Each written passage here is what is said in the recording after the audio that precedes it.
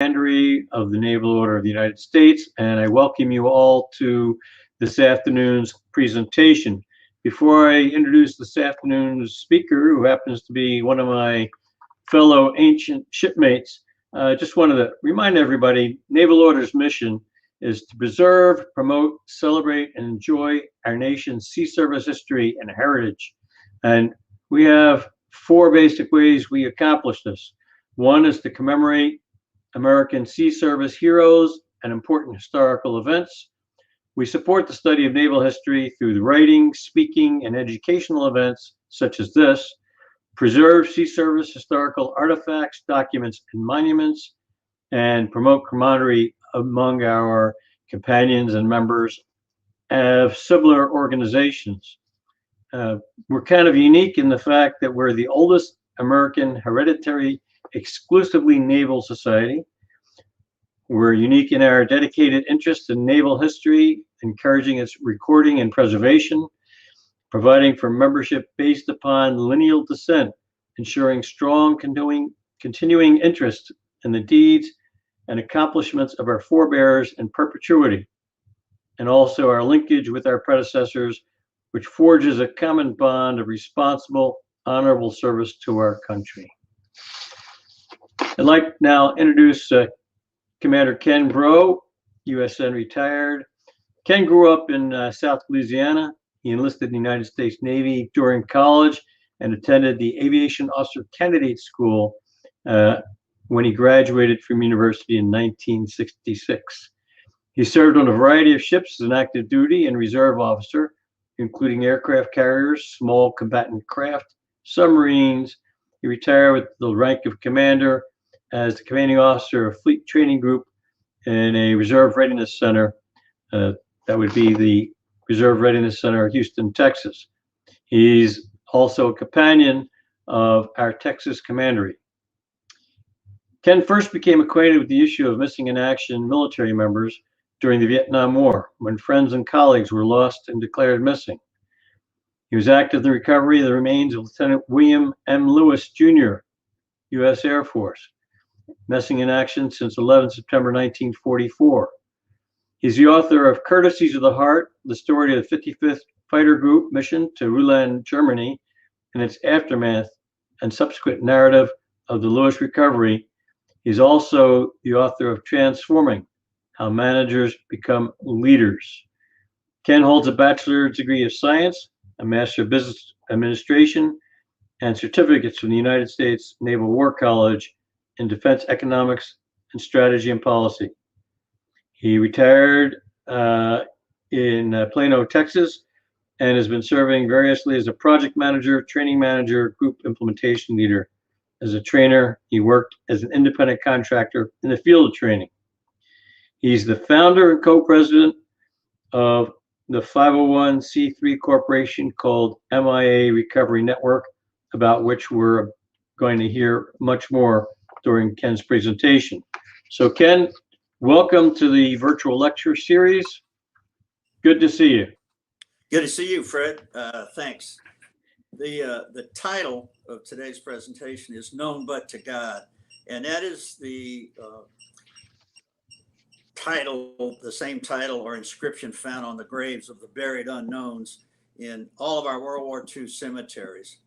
It came actually from Rudyard Kipling, and the British version is that they use known unto God, not known but only but to God, but they do unto God. And his son was killed at one of the early World War I battles, and he is actually the guy who came up with the wording for the British unknown.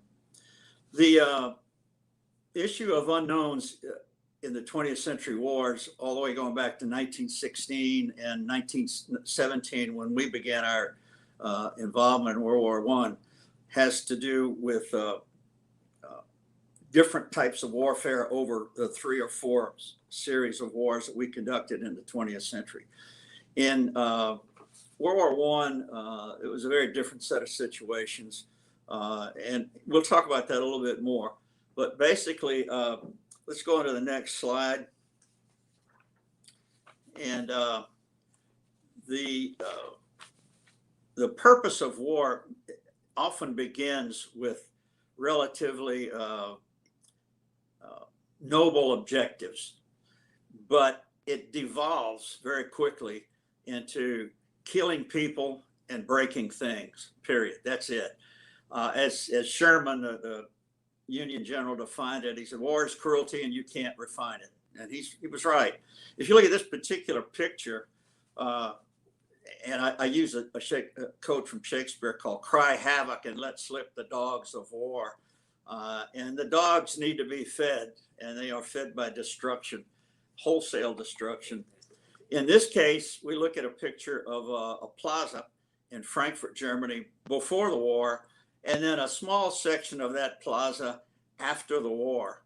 The plaza has been completely rebuilt, but if you took that destruction you'd see on the right-hand side and just expanded it concentrically all the way out for dozens and dozens and dozens of miles, you'd have a very good picture of what Frankfurt looked like in 1945.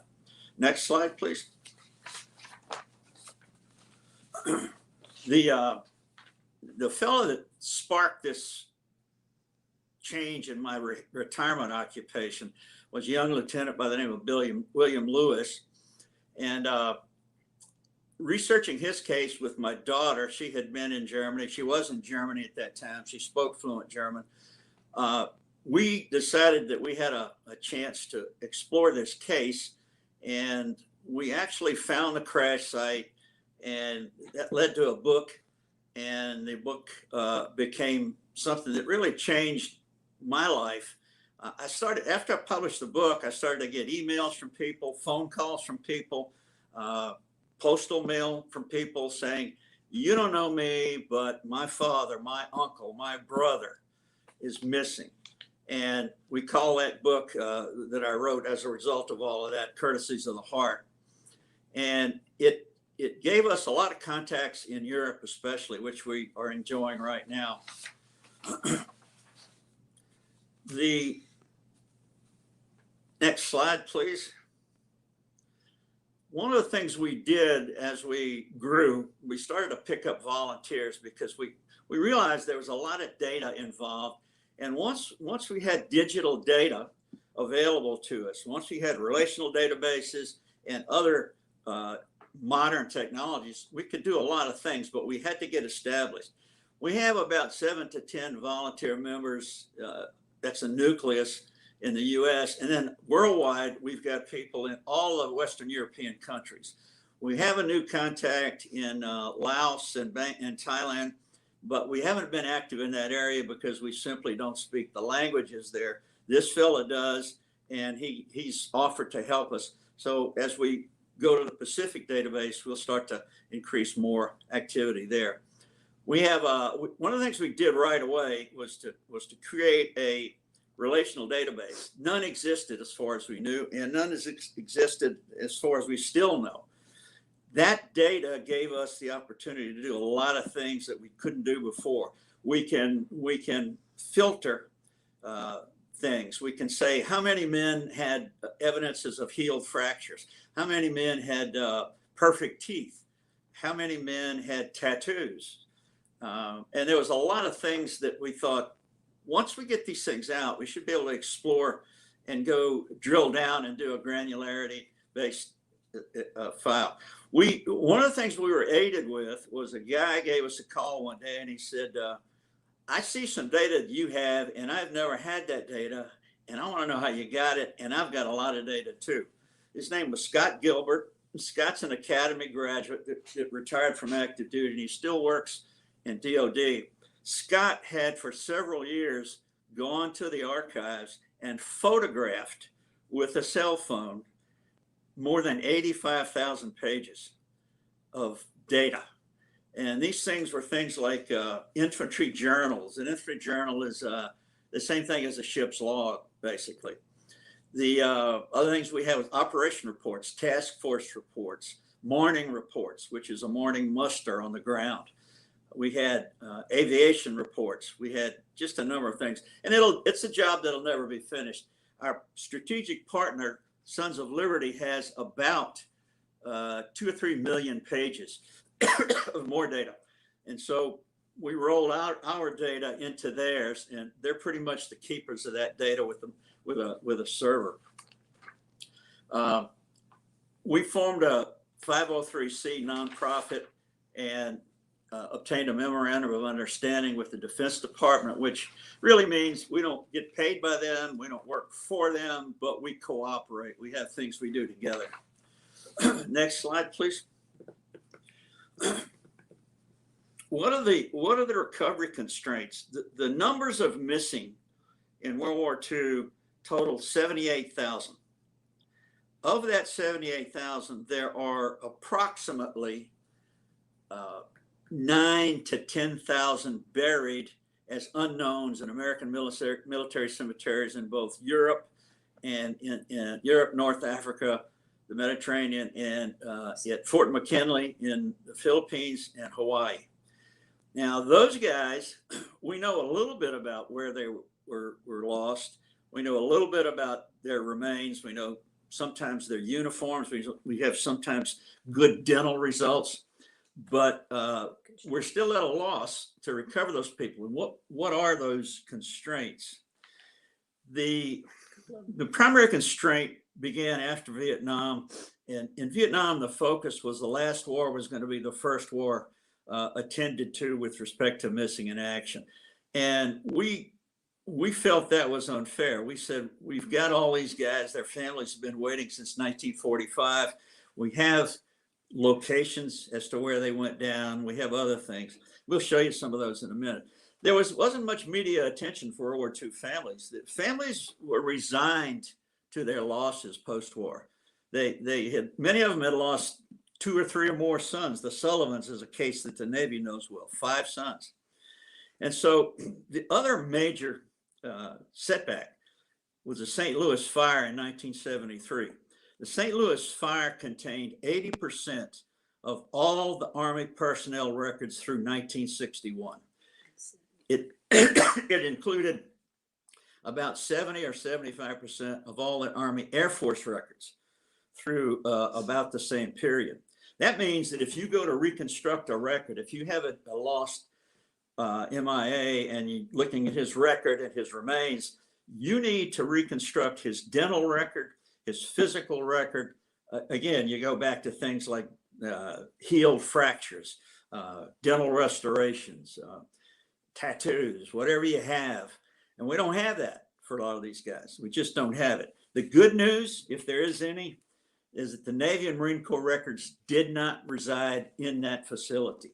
So we then said, well, we've got something we can work with for the Navy, but it makes it a little bit more difficult with respect to other losses.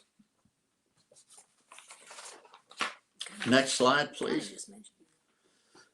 The 20th century wars, if you look at World War I, you look at that picture, that's not just a picture that guys occupied for a few hours. Men lived in those trenches. There were 400 miles of continuous trenches from Northern Europe, I think all the way into near Switzerland or Luxembourg. And there were another 1,100 or so, or 1,000 more miles of non-continuous trenches. So what happened in World War I was guys would be in the trenches.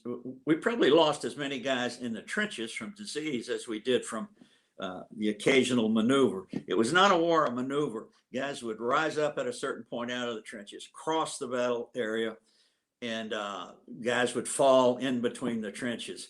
And it worked that way most of the time until somebody found a way to break a trench line. Take a look at my notes here. World War II, very different. A war of maneuver, especially in Europe, and the widest scope of any particular war up until that point. 60 to 75 million dead. 20 million of those were soldiers and many were civilians. So in Russia, again, in Germany, in France, just as close as you can come to an almost complete devastation of roads, infrastructures, bridges, houses, everything went in World War II. The first day, one of the things that we need to know when we think about casualties, on the first day of the Somme in France, the British alone lost 19,000 troops dead, not just wounded, dead. So these coming and going from the trenches, assaulting the trenches, falling back, they were very brutal. Next slide. World War I did achieve some things, did achieve the establishment of the American Battle Monuments Commission cemeteries. It developed a method to form graves registration units. It ended with about 4,000 buried unknowns in Europe. And the large number of missing in action in Europe have never been recovered. They're somewhere in between those trench lines. That action was terrible because artillery would take place in those trench lines. Guys would get blown up. The remains would be disarticulated. It was just a nightmare. One of the things the military did was to establish the Mother's Pilgrimage Program. You can see this picture. It's an African-American lady at the grave of her son, probably in France. The big negative was that there are very few opportunities for identification of World War II missing in action. It's just not likely to happen. The Doughboy Foundation has one case right now that they think they can close, but I don't keep up with them as much as I have to keep up with World War II. Next slide, please. If you look at World War II, the first map here is the North Africa, the Mediterranean, and Western Europe.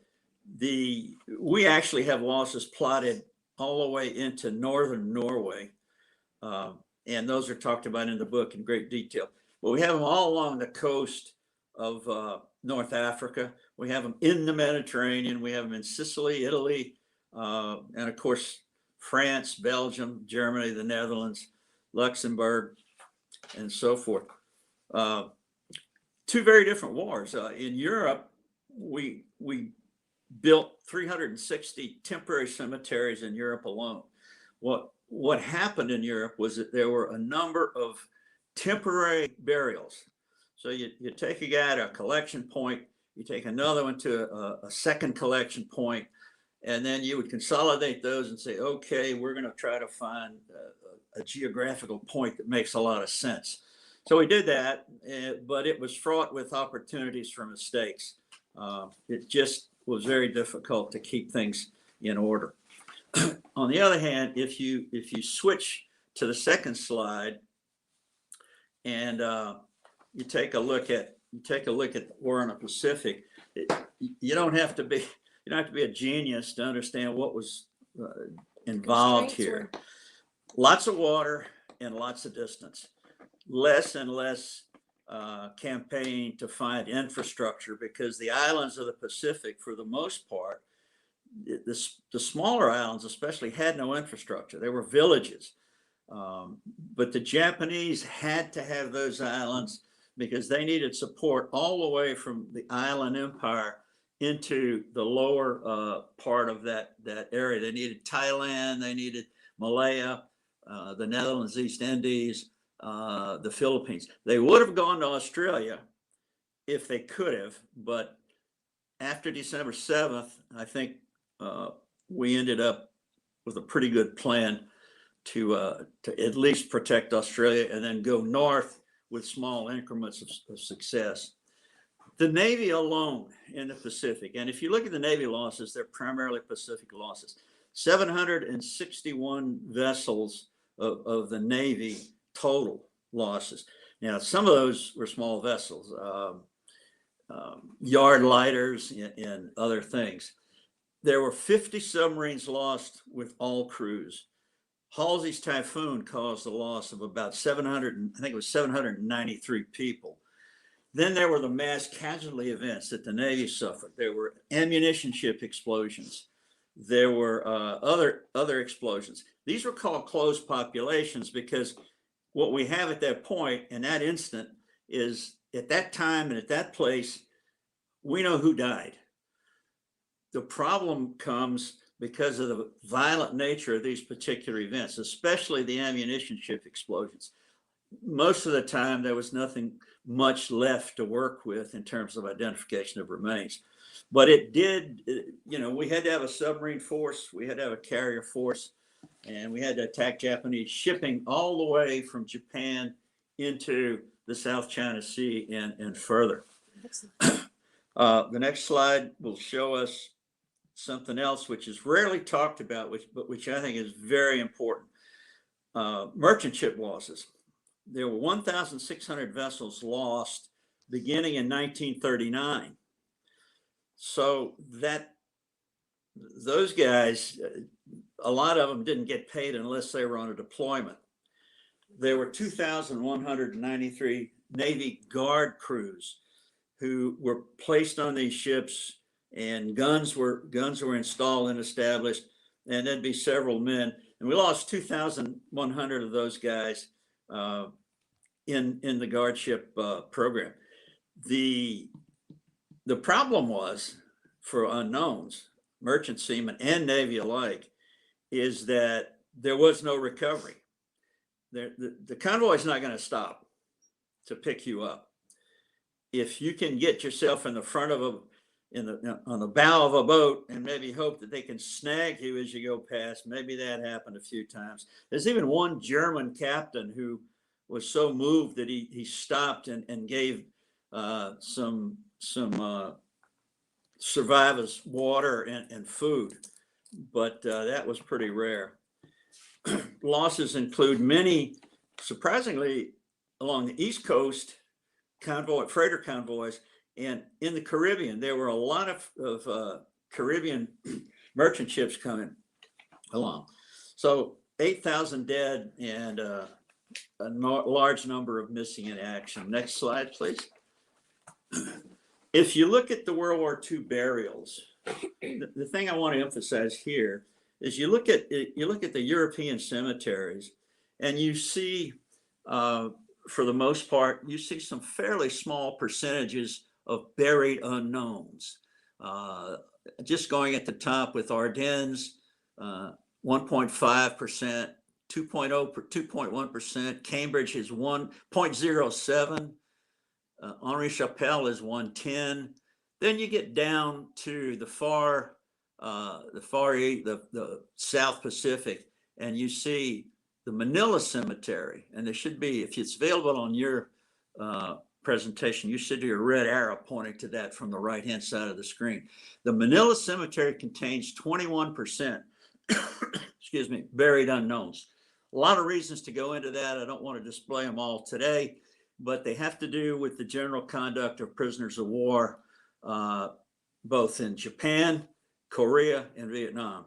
And I deal with that in the book because the prisoners were very fortunate to be able to survive any captivity in those three wars. The other main cemetery is the Hawaii Cemetery with an 8.2% of buried unknowns. Next one. 78,000 missing. How do you pursue that?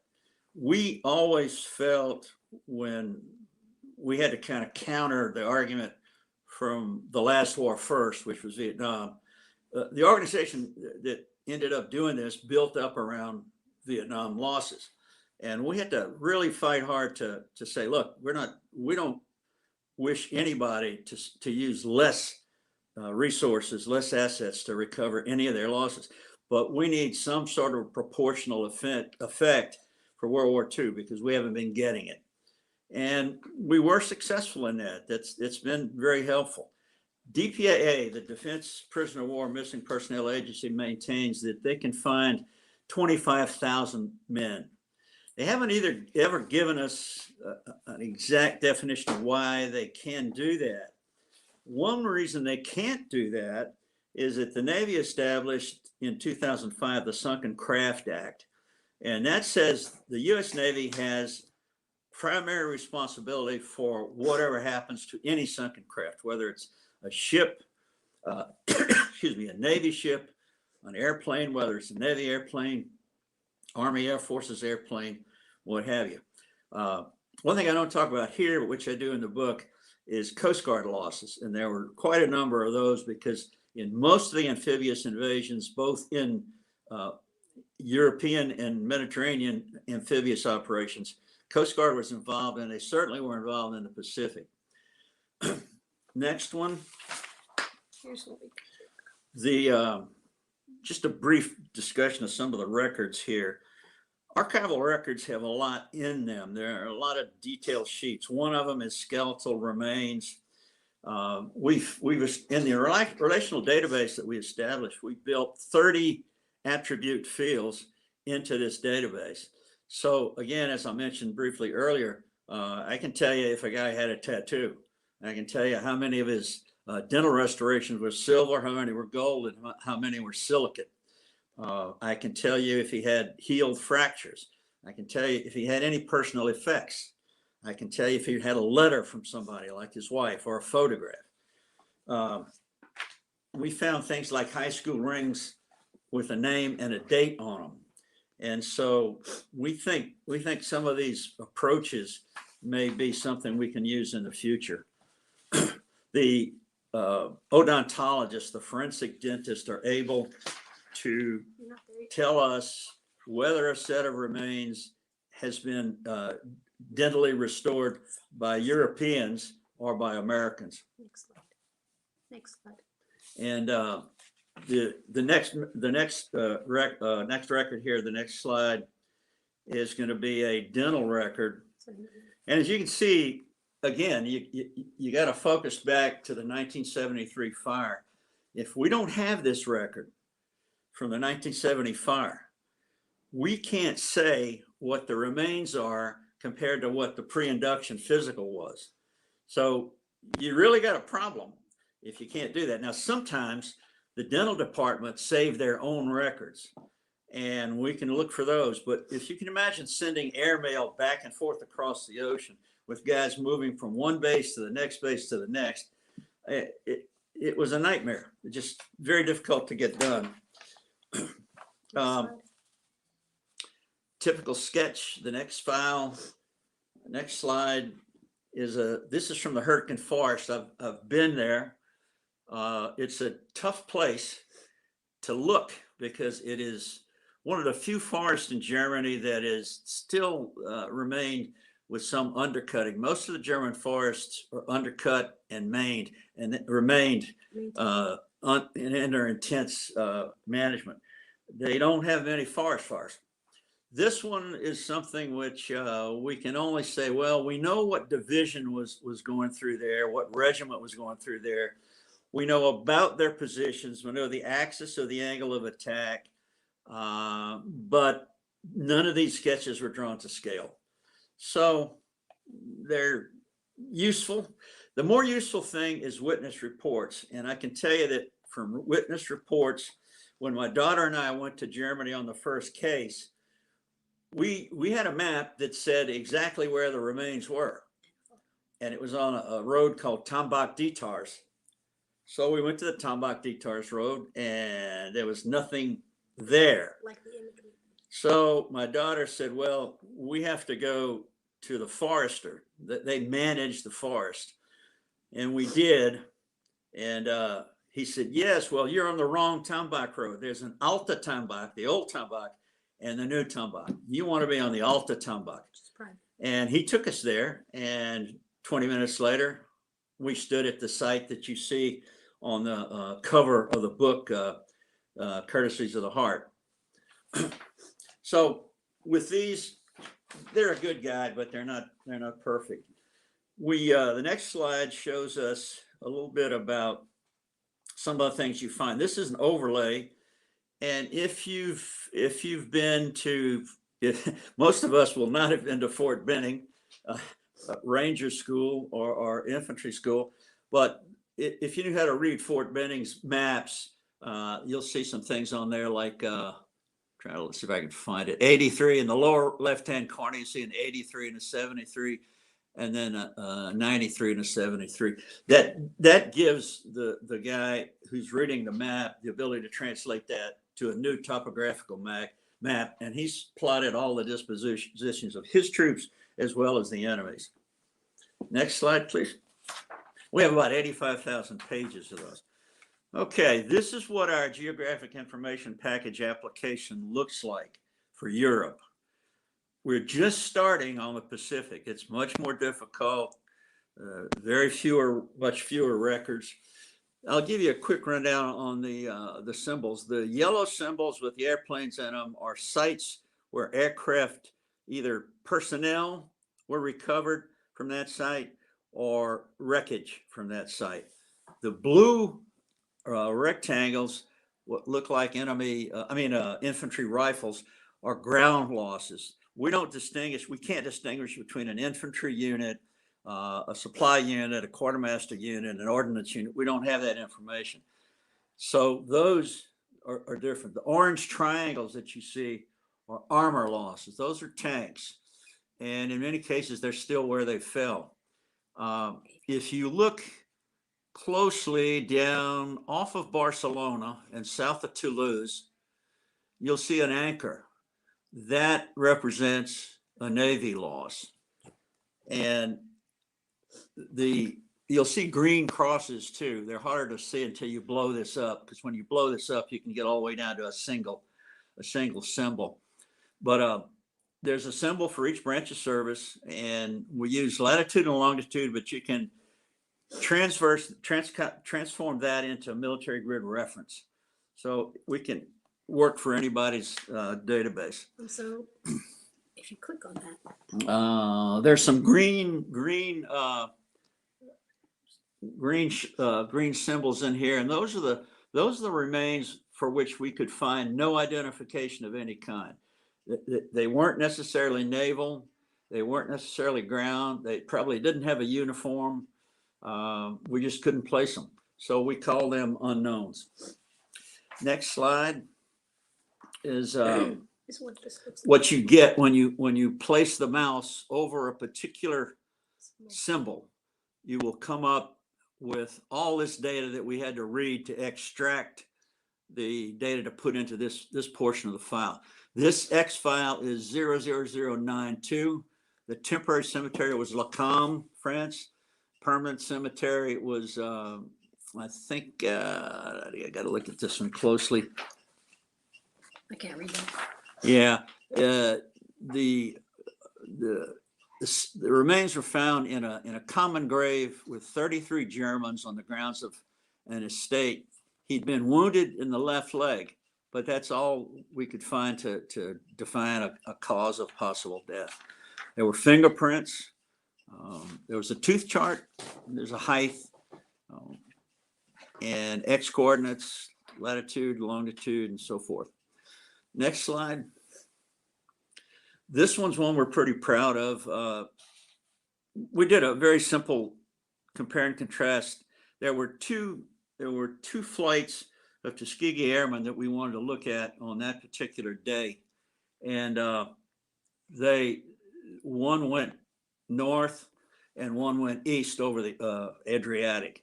The one that went north, the flight leader said that he saw Lieutenant Brewer coming up out of the undercast, stalling, and then going down back into the undercast. And probably what happened was he got vertigo and he spun.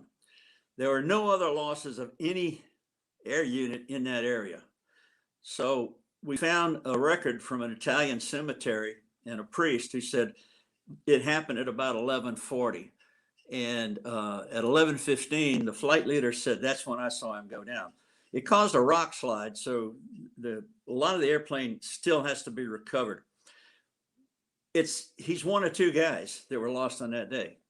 That was it. So yes, it's circumstantial. But one of our volunteers, who is an engineer, and she's also a genealogist, succeeded in finding a donor, an eligible donor for the family. So that's moving along. But the whole point we have in all this is to say we want to build a series of successively narrowing filters, so that when DPAA goes to look at these, they say, well, they've eliminated some pretty good possibilities, and we can work with what they have. So Next slide. This is something we've not done much of, but we're hopeful we may find an application for it. We're only using about 10–15% of the application that we have. It's an aerial photograph taken on the day after an armor battle. And that aerial photograph is superimposed over the current high altitude map of that part of Germany. So one of the features that we have in this particular application is we can change the base maps. We can go for just topographical to put that in. We can go for topographical with streets and so forth. And we can also create links to other data sets, but we just need volunteers to help it happen for us. We're just getting started on Okinawa, so I don't really have much to say about that. We got a lot of work to do. Still needed. We need DNA donors. more changes. We need more people to look at DNA donors from World War II families. We have a very small percentage of them. The Oklahoma families have achieved about an 80% donation rate. So that's good for them, but we need a lot more. What do we still need? On the next slide, we'll talk about that in a second or two. If DPA says there's 25,000 remaining possibilities, you subtract 7,500 from that number of remaining, and then you have a number of people that you say haven't been discovered yet. The remains are somewhere where we can't find them. We need to increase the search function, but this model has really something. This is something we had several years ago. We had proposed this. We said, you've got to get civilians in Europe. They're very interested in doing this. They feel an obligation, and we think they can help us. And DPA went about to do that. They've vetted a lot of people. They've vetted some university archaeological departments. They've got a lot of contacts. So we're pretty optimistic that this thing's working. Next slide, please. Where are we now? Well, 2021. The 300th unknown was identified from the Oklahoma on 28th of January. So that progress is really growing rapidly. Korean War recoveries, Kim Il-sung sent us a number of boxes of disarticulated, mixed, and commingled remains, but 55 of those have already been identified. So I think DPA's got the tools, they've got the leadership, they've got an institutional will to recover and identify, and they've made this available for civilians to work in a cooperative and collaborative venture. And so it's good. It's where it should be, and I think everything's in place. Contact us on the next slide. Excuse me. MIA Recovery Network Group, as opposed to MIA Recovery Network, is a Facebook group that is active in both soliciting donations for the work that we have to do, because the GIS application costs us money. The database has a certain cost, but it's not as significant as the GIS package does. You can email me at kenneth.breaux@sbcglobal.net. If you use Amazon Smile, we get a fractional percentage of that if you donate anything. The PayPal application is on MIA Network Group, and so you can pay through PayPal. The other big thing that we've been able to do in the last 2 years is the Army Air Force Library, which is a private group, and the Sons of Liberty. These are guys that we partnered with some time ago, and they're managing with a server all the digitized data that we've brought them in the 83,000 pages that Scott Gilbert has given us. And that's pretty important stuff, because it allows us to keep going. We have a lot of requests from people. And one of the things that happens is people will say, well, you know, I don't know what you can tell me, but I don't know anything at all. You know, I have no information. And we usually say, look, we'll tell you what we can. It won't cost you anything. And I've had people say, I realize you can't find anything more, but this is more than I ever knew. And thank you. So it's a very fulfilling occupation to be doing in retirement. And that concludes my portion.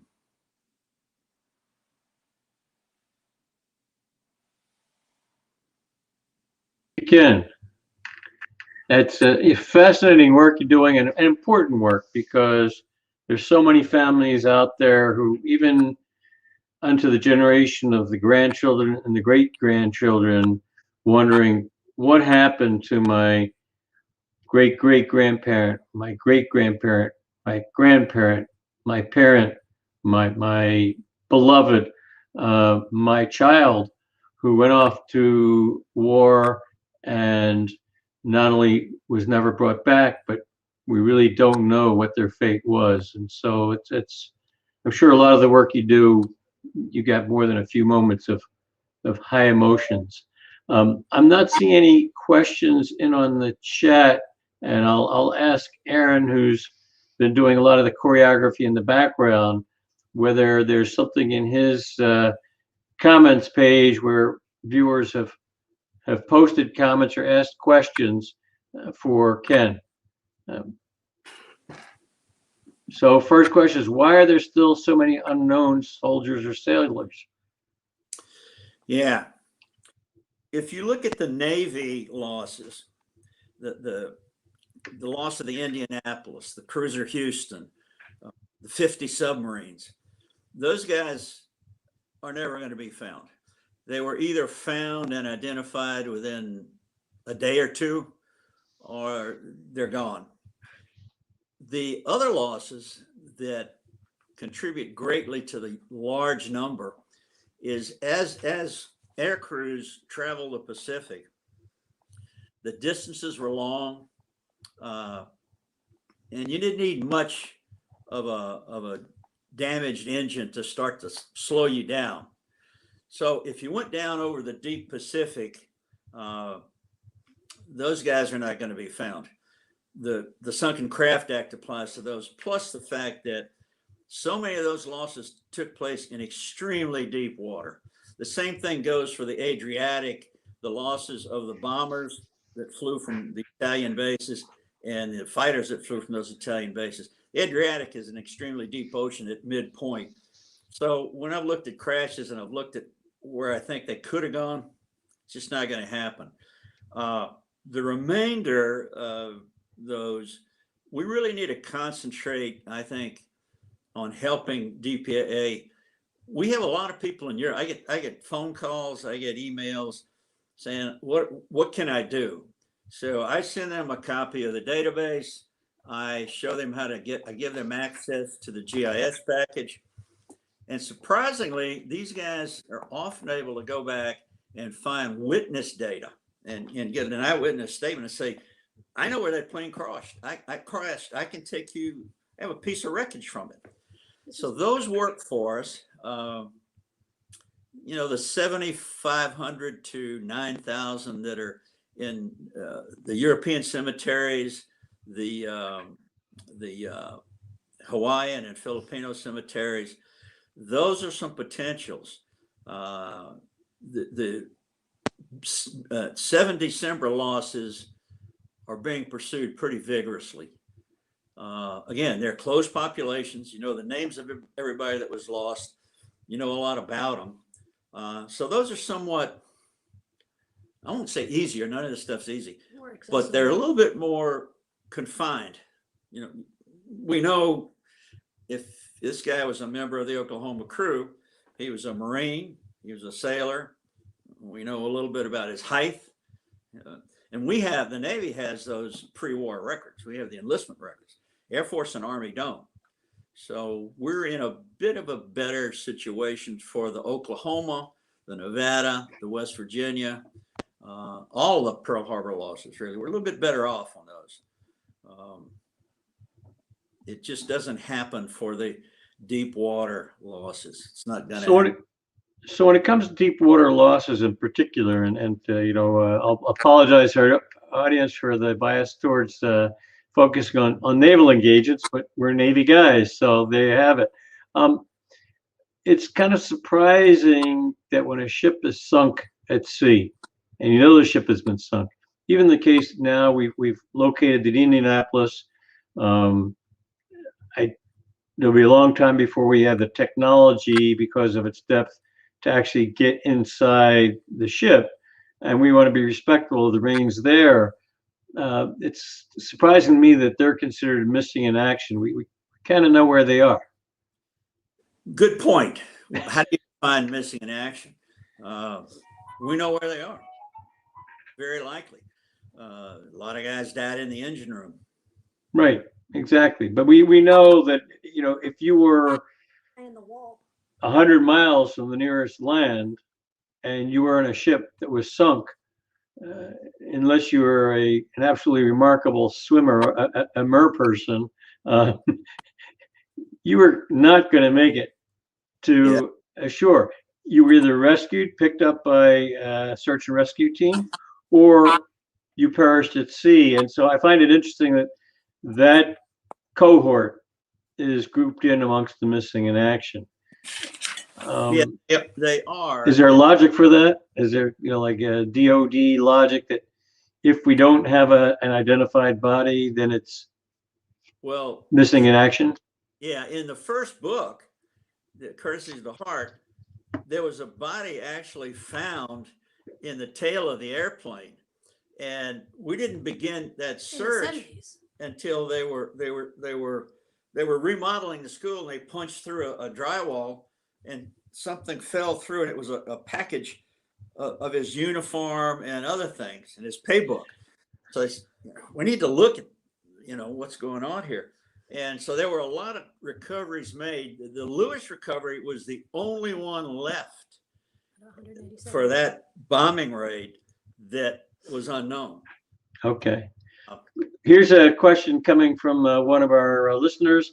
With DNA searches and so many other modern ways of identifying personnel, what prevents us from knowing more about those lost in recent wars? Is that, as you say, is that a question of you need to get swabs from surviving relatives? Yes. To make people aware that this is we do not have enough from World War II, period. And that's something that our genealogists, through our volunteers, can help us with. But we've got, again, you go back to that issue where it's a successively narrowing set of filters. If you get that filter down, you say, this is one or two guys. I only need to do DNA for one of those guys, and I know who that guy is. Right. So how useful is the DNA from second and third generation survivors? Yeah, it's tough. The genealogists they have the standards from DPIA and from Air Force Medical Examiners Lab. And so they have to go through all those and look at the patriarchy and everything that fits and say, okay, this person should be a good donor. This person is an eligible donor, and they'll give us a good DNA. So that's another issue. I think in many cases, it's all going to come down to DNA. In the Lewis, there's one case I want to mention before that. I was reading a file, and it said these remains were recovered on 6 June from LST number 30. They were moved from a temporary cemetery to the permanent Normandy cemetery. And I said, let me look at the Commodore's report. So on the web, the Commodore's report said he outlined all the ships that had losses. And then he said LST-30 had only one loss on D-Day, and his name was John Anderson. He was a machinist mate. He was killed in the engine room when an 88 shell went through. So we moved on that one pretty quickly. I told General Lennington, I said, you got a slam dunk here. And he said, yeah, we got to go through the motions. And but yeah, you're right. So we got him. That was extremely fulfilling also. Advertising. We've never looked, I think we could do a lot with social media. You have a high school ring with a year on it and 3 initials and the name of the high school, right? Now, you're not gonna, that's purely circumstantial, maybe bad circumstance. You don't want to lean on that one too heavily. But if we contact that high school, we might be able to find those 3 initials in the yearbook and say, well, take a look at this guy. So we may be inclined to do DNA. Not we, but I mean, we may be inclined to push DPA to say, hey, Get DNA done. Right now, DNA is big in criminal forensic investigations. Anyway, so it's expanding, and the lab is expanding. The Omaha lab is expanding, and if there's a critical issue that becomes contentious, then you've got to go to DNA because the science is the only thing that's going to make it work for you. But what we try to do is when a family petitions us, we try to build a case that they can take and we can take to DNA and say, look, here's what you got. So Ken, with the number of missing in action and unknowns we know where the remains are buried, and many of those who are unknowns also fall into the category of MIA. True. Is there a process going forth to exhume those remains, to collect DNA samples from all the remains, and then search the available DNA databases? Good question. Or, reach out to the families, the survivors of the folks who were in the battles that provided the corpses that are interred in these Right. parts of the cemeteries that are for unknown soldiers? Good question. I don't know that there's a wholesale. I know that the DNA, the exhumations for the 7 December 41 losses are pretty aggressive. I mean, they're pursuing those. The General Lennington, when he left DPAA, he said, I think we've been overly restrictive in qualifying remains for exhumation. I think we need to be more free about how we go about this. I think if you look at the 200 that they've done, or 200 or 300 that they've done for the Pearl Harbor MIAs alone, that's pretty significant workload. Right. That took a lot of people a lot of time to do. And one of the things that I'm sure they've really anguished over in DPA is to say, we don't want to make a mistake. We do not want to bury the wrong guy and call him someone else. We just do that. So they want pretty much ironclad proof, and that's what they got to do. That's they're scientists, and they're good at it. So a lead-on question from a listener is: with so many of the greatest generation passing on, are we in jeopardy of losing our ability to identify the remaining lost or missing? What else can we do to link to the past? Yeah, there are very few. Day by day, they go away from us. And the oral histories, there's a lot of oral history in these X-Files. There's a lot of oral history in these X-Files. I met a lot of these guys. I've gone to reunions and met some. And these guys, the memory of seeing something like that happen is pretty how would I say it? It's pretty serious. It's a serious memory. They are concerned, and they're very certain of it. One of the guys that we got a lot of information from on the Bill Lewis case was a man named Adalbert Wolf. And Adalbert Wolf was an amateur naturalist. He went up into the woods every day and he identified plants. He went the day after the Lewis crash occurred, and he found remains and buried those remains. He found an ID card with Bill Lewis's picture on it. He, unfortunately, at the time he found all this, he filed a report, but he was behind the Iron Curtain. So the Russians had said, hey, we'll help you find a crash site. But the Germans said, no, we're a sovereign state. We don't care what you want to do. We're not letting anybody go there.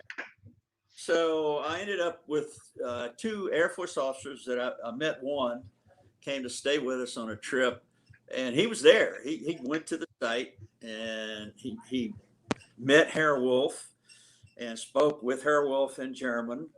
And he wrote a report. And when I finally found him in 2001, maybe 2003, he said, I wrote a report. I can't believe nobody acted on that report.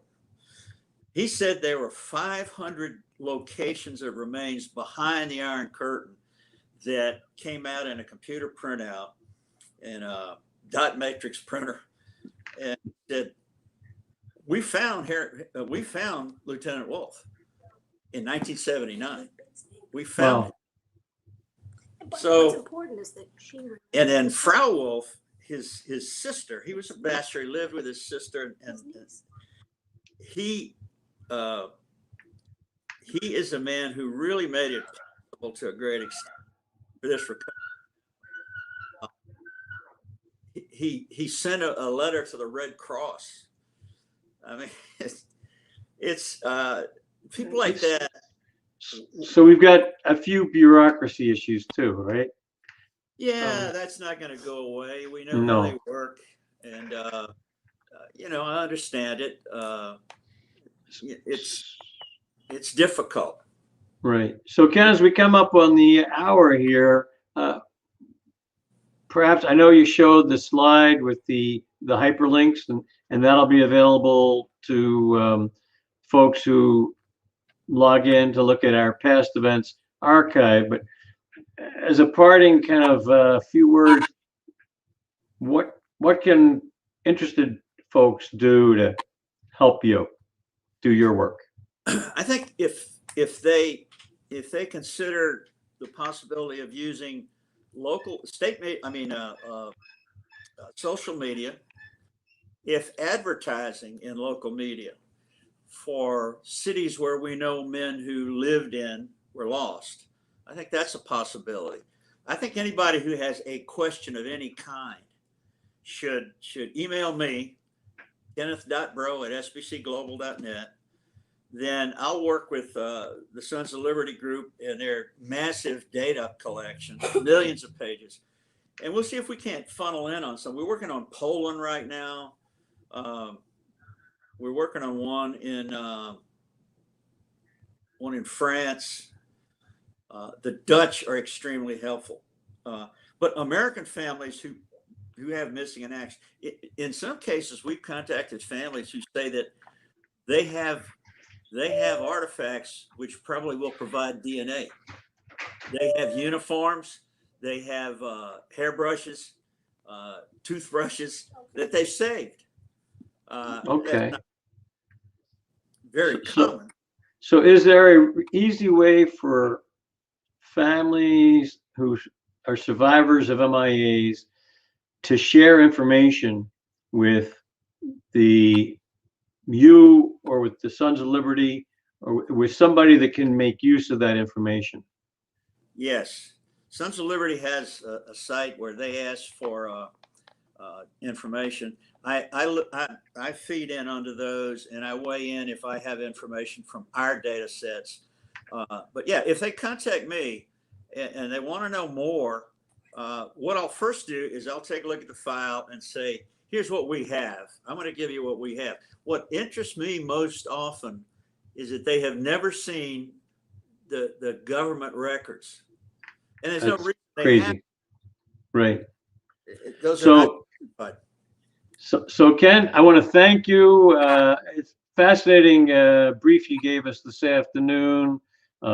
Next month, we're going to go a little bit further back in history as Master Chief Petty Officer Hakala will talk about both the sinking of the battleship Maine and even going back a few decades before that when Commodore Perry gained U.S. access to Japan.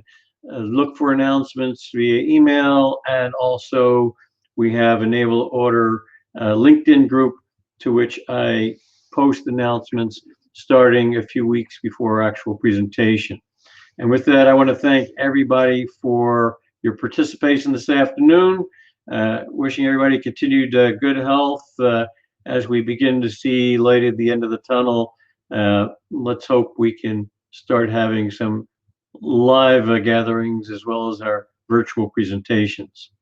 Thank you and good afternoon, good evening, and thanks for joining us today.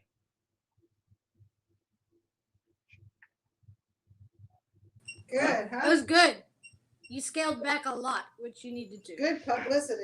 I should have done this for you. I could have just blown it up and made the bullet points bigger, so you could. Yeah, I was thinking of that, but then again, I thought, no, I'm okay. I need to get to. There was one redundant slide. Yeah, I mean, we could Yeah, I didn't